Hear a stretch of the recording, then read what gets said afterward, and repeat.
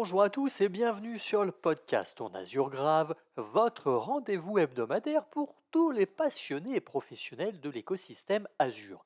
Je m'appelle Arnaud Morvillier, je suis architecte solution cloud Azure MVP et fondateur de la société Grouna. Ce nouvel épisode de podcast sera l'occasion de décrypter ensemble l'actualité Azure de la semaine 49 qui s'étale du 2 au 8 décembre. Mais avant de débuter, place à notre petit jingle. Bienvenue sur le podcast On Azure Grave dans lequel nous décryptons l'actualité du cloud Microsoft Azure semaine par semaine. Pour ne rien rater de nos épisodes, n'oubliez pas de vous abonner. Alors aujourd'hui au menu de cet épisode, nous allons évoquer les articles de la semaine, nous enchaînons sur les annonces en JA et nous terminerons par les annonces en preview. Petit rappel habituel, tout ce que nous abordons est évidemment disponible sur les différentes plateformes de Microsoft. Alors on en parle régulièrement, s'il y a se démocratise à vitesse grand V, il y a quelque chose qui est primordial, c'est un investissement sur l'infrastructure. D'ailleurs, Microsoft a investi massivement dans son infrastructure cloud pour répondre aux besoins croissants en IA des entreprises. Grâce à des innovations dans le matériel, mais aussi sur la partie logicielle, Azure permet aux organisations de bénéficier d'une IA performante, sécurisée et surtout adaptée aux besoins des entreprises. Voici trois exemples concrets d'innovation majeure. Azure Integrated HSM. On parle ici d'une puce de sécurité qui protège les clés de chiffrement tout en maintenant des performances élevées. Cela renforce la confidentialité des données sensibles dans le cloud. Azure Boost DPU. Alors ce service a été conçu pour améliorer l'efficacité énergétique et les performances des charges de travail axées sur les données, consommant 3 fois moins d'énergie pour un gain de performance multiplié par 4. Ça, pour le coup, ça laisse rêveur. Un refroidissement liquide. En effet, Microsoft introduit des racks de nouvelle génération capables de gérer des systèmes d'IA à grande échelle comme ceux de Nvidia en optimisant la gestion thermique pour des infrastructures toujours plus denses. Mais ce n'est pas tout, car il y a aussi des nouveautés du côté des machines virtuelles avec une optimisation des performances. Les nouvelles séries de machines virtuelles comme les NDH200V5, qui sont équipées de GPU NVIDIA, permettent de traiter des modèles d'IA complexes avec des performances accrues. Azure s'est d'ailleurs associé à NVIDIA pour intégrer la plateforme Blackwell, ouvrant la voie à des supercalculateurs capables de connecter des dizaines de milliers de GPU. En plus de cela, Microsoft accompagne les entreprises dans leur transition vers Azure pour tirer parti de l'IA. Par exemple, des géants comme L'Oréal ou Vodafone utilisent Azure pour migrer leurs systèmes critiques comme SAP en bénéficiant de meilleures performances et de fonctionnalités avancées. Avec Azure Arc, les entreprises peuvent gérer leurs charges de travail sur des environnements diversifiés, y compris sur site, dans le cloud ou sur le Edge. En fait, cela favorise une flexibilité opérationnelle essentielle pour les environnements complexes. On peut noter également des enjeux pour les entreprises, que ce soit pour réduire les coûts énergétiques, renforcer la sécurité ou accélérer la mise en œuvre de l'IA. Microsoft offre des solutions adaptées à des secteurs variés. Prenons l'exemple des outils comme Azure Migrate qui permet une transition simplifiée vers le cloud tout en intégrant les dernières technologies IA. Pour résumer, les innovations d'Azure soutiennent les entreprises dans leur transformation numérique en leur donnant les moyens d'exploiter pleinement le potentiel de l'IA tout en restant compétitifs et agiles. Parlons un peu d'optimisation. Alors je sais que nous ne sommes plus en novembre, cela n'empêche que l'équipe Microsoft Cost Management a bien bossé avant l'Ignite. En effet, en novembre, lors de l'événement Microsoft Ignite, plusieurs nouveautés ont été présentées pour améliorer la gestion des coûts sur Azure et simplifier les démarches FinOps. Essayons de résumer certaines des principales annonces. Débutons avec l'exportation des données vers Microsoft Fabric. Une nouvelle fonctionnalité permet d'exporter directement les données de coûts Azure vers Microsoft Fabric via le connecteur Export to Fabric OneLake. Cela simplifie l'analyse et le reporting des données en supprimant les étapes manuelles ou les étapes d'intégration depuis un compte de stockage. Microsoft Fabric propose une plateforme unifiée où les données peuvent être combinées et visualisées grâce à des tableaux de bord Power BI. Par exemple, il est possible d'utiliser des requêtes en langage naturel pour explorer les données ou anticiper des tendances. Poursuivons avec les améliorations sur le service Azure OpenAI.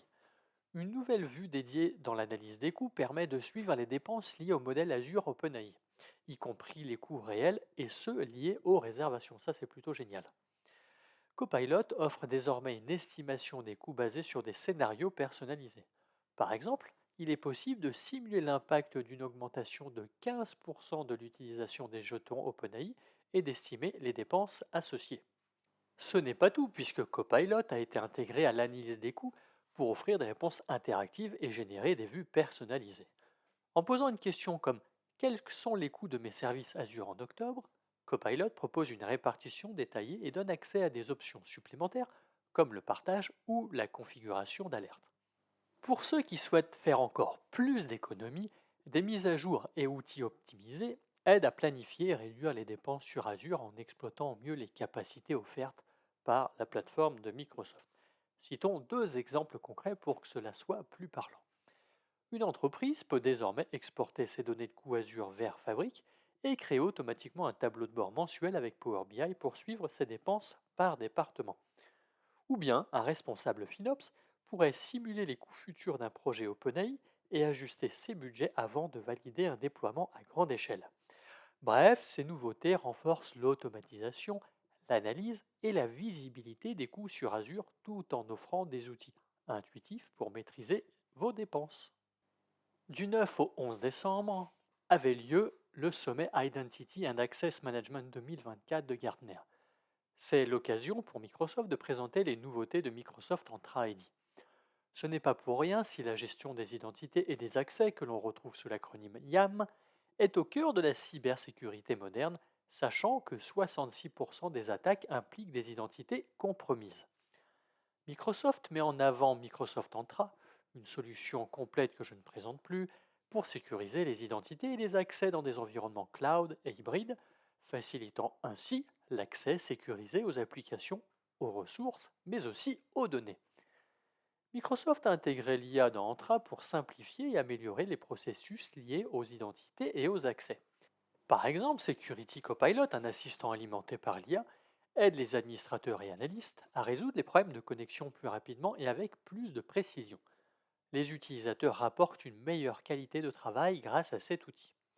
Mais à quoi cela peut-il vous servir? Regardons deux cas d'usage. Le premier, un administrateur peut identifier et résoudre plus rapidement les erreurs de connexion grâce aux recommandations et analyses de Security Copilot. Le second, avec Entra ID, une entreprise peut gérer les droits d'accès à des centaines d'applications sans compromettre la sécurité. Ce n'est pas tout, puisque durant le sommet, Microsoft a mis en avant l'importance de combiner la gestion des identités avec la sécurité réseau pour répondre à la croissance des cybermenaces. Des démonstrations indirectes et des sessions dédiées ont montré comment cette technologie s'intègre avec des stratégies zéro trust. Bref, Entra et ses outils comme Security Copilot permet à Microsoft de simplifier la gestion des identités tout en renforçant la sécurité, même dans des environnements complexes qui peuvent être évidemment hybrides. Ces innovations montrent qu'il est possible de garantir un accès sécurisé tout en améliorant l'efficacité des équipes IT. Eh bien écoutez, nous en avons maintenant terminé avec les articles, je vous propose de passer aux annonces en JA. D'ailleurs, les premières concernent le service Azure Database for PostgreSQL, où l'équipe produit s'est démenée en cette fin d'année pour nous proposer non pas une, non pas deux, mais trois nouveautés. La première avec dorénavant la possibilité de modifier certains paramètres pour la gestion des performances. Vous pouvez par exemple spécifier la valeur de HMEM multiplier qui permet notamment de définir le nombre de workmem à utiliser pour les tables de hachage, ou encore le paramètre val sender timeout qui définit lui la durée maximale d'attente pour la réplication val, mais aussi log min duration sample qui définit la durée d'exécution minimale au-dessus de laquelle un échantillon d'instructions sera journalisé. Bref, il y a à peu près une quinzaine de paramètres qui sont maintenant configurables, donc n'hésitez pas à y jeter un petit œil. La seconde annonce concerne le monitoring du health statut de la haute disponibilité de votre base de données. Cette fonctionnalité offre des informations en temps réel sur l'état de préparation de vos réplicas principaux et ceux de secours, ce qui finalement vous aide à identifier et à résoudre tout problème affectant la disponibilité ou la capacité de basculement de vos charges de travail. Pour info, elle est basée sur le service Azure Resource Health Check. Et enfin, la troisième et dernière annonce, c'est l'arrivée du service dans les régions Spain centrale et Mexico centrale. Changeons de sujet, mais restons dans le domaine des bases de données avec deux améliorations pour Azure SQL Database. Tout d'abord, les réservations qui sont maintenant disponibles même pour les bases de données à usage général redondantes par zone. Et ensuite, vous pouvez désormais bénéficier d'une surveillance améliorée maintenant que la fonction Dynamic Management Function affiche le composant à l'origine de la limitation du taux de génération de journaux principaux dans Azure SQL Database Hyperscale. Donc ça, c'est plutôt pas mal. Parlons maintenant de Azure Health Data Services qui permet une sorte d'anonymisation des données de santé protégées. Microsoft appelle cela la de-identification, où le but est de rechercher, étiqueter, rédiger et remplacer ces données dans du texte non structuré. Les utilisateurs de Azure Chaos Studio, et je dirais surtout les personnes de la sécurité, vont être contents puisque trois nouveaux built-in roles font leur apparition. Le rôle Azure Chaos Studio Experiment Contributor, lui, peut créer, exécuter et voir les détails des expériences, intégrer des cibles et gérer les fonctionnalités. Le rôle Chaos Studio Operator permet d'exécuter et voir les détails des expériences, mais en revanche ne peut pas créer d'expérience ni gérer les cibles et les fonctionnalités. Et enfin, le rôle Chaos Studio Reader, comme son nom l'indique, peut seulement afficher les cibles, les fonctionnalités, les expériences et les détails des expériences sans aucune possibilité de modification. Terminons les annonces en JA avec le service Azure Elastic SAN qui d'une part offre maintenant un SLA de 99,99%, mais ce n'est pas tout puisque l'équipe produit a décidé d'activer la protection CRC pour aider les clients à maintenir l'intégrité de leurs données en fournissant une vérification de la somme de contrôle CRC32C et aussi puisque l'intégration entre Azure Elastic SAN et Azure VMware Solution est maintenant officielle et pleinement supportée en JA. Bon, on a bien bossé jusqu'à présent, on peut tranquillement enchaîner avec les annonces en preview. Débutons avec Azure Database for PostgreSQL qui propose de nouvelles métriques pour le réseau. Avec ces dernières, vous pouvez désormais obtenir des informations plus approfondies sur les activités réseau au niveau de la VM, ce qui vous aide à identifier et à résoudre les problèmes liés au réseau plus rapidement. Ces nouvelles mesures, notamment le backlog de connexion TCP ou encore l'utilisation du processeur de processus postmaster, fournissent des données exploitables qui vont améliorer la stabilité et la fiabilité de vos services. Et enfin, terminons en parlant de Neon pour PostgreSQL. Alors, pour être très honnête, je découvre cette solution qui, en fait, est une solution PostgreSQL serverless entièrement managée. Eh bien, sachez que Microsoft et l'équipe Neon ont collaboré pour vous offrir Neon sur Azure. Ce service permet la création et la gestion d'organisations Neon directement dans le portail Azure ou Azure CLI ou via un SDK. Vous bénéficierez aussi d'une gestion et d'un accès SSO via Microsoft Entra ID, ce qui est quand même génial en termes de sécurité. Et sachez que vous pouvez retrouver la solution directement sur la marketplace d'Azure. Et bien voilà, notre épisode touche à sa fin. Je vous remercie d'avoir pris le temps de nous écouter. N'hésitez pas à le partager et à vous abonner si ce n'est pas déjà fait. Pour ma part, je vous donne rendez-vous la semaine prochaine pour un nouvel épisode. Je vous souhaite une excellente journée et à très vite.